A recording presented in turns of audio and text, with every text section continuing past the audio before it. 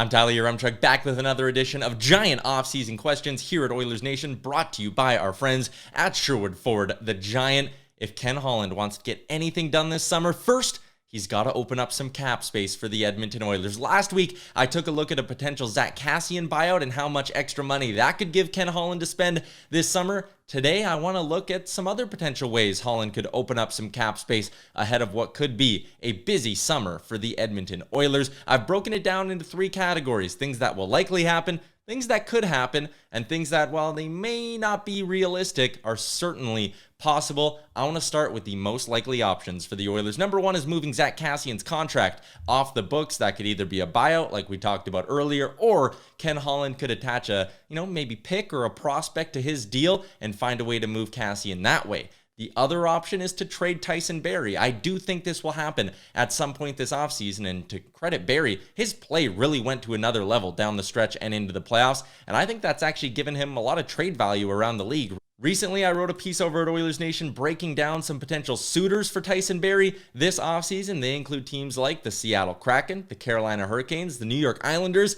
and others.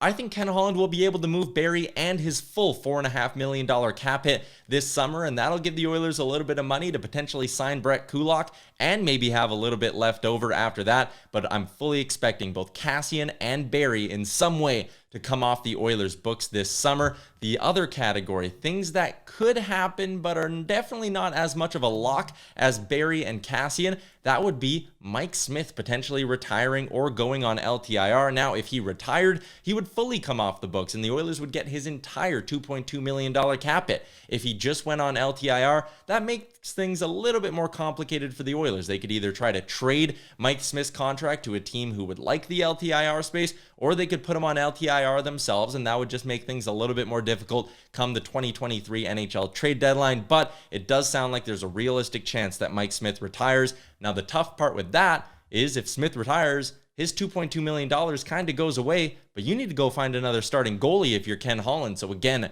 the money you save from a Kassian buyout or a potential Barrie trade, that almost has to go right into replacing Mike Smith between the pipes and finding a new starting goalie for the Oilers. So a Smith retirement or LTIR move would give the Oilers $2.2 million in cap space, but it would also leave them with a pretty big hole between the pipes, as only Stuart Skinner is under contract for next season. And finally, the it's possible but not likely category is where I have a potential Duncan Keith retirement. We have heard that the Oilers will hear or ask for Keith's decision by July 1st. There is a chance this happens, and if he retires, that means the Oilers would get $5.5 million in cap space. They wouldn't get any sort of a recapture bonus, which is kind of BS if you ask me, but that $5.5 million coming off the books would leave a hole on the left side of their blue line. But if they sign a guy like Brett Kulak and pick up maybe another UFA defenseman, that hole could be filled for a lot less than the $5.5 million Duncan Keith makes, and that could give Ken Holland some extra money to potentially spend on the Oilers forward group.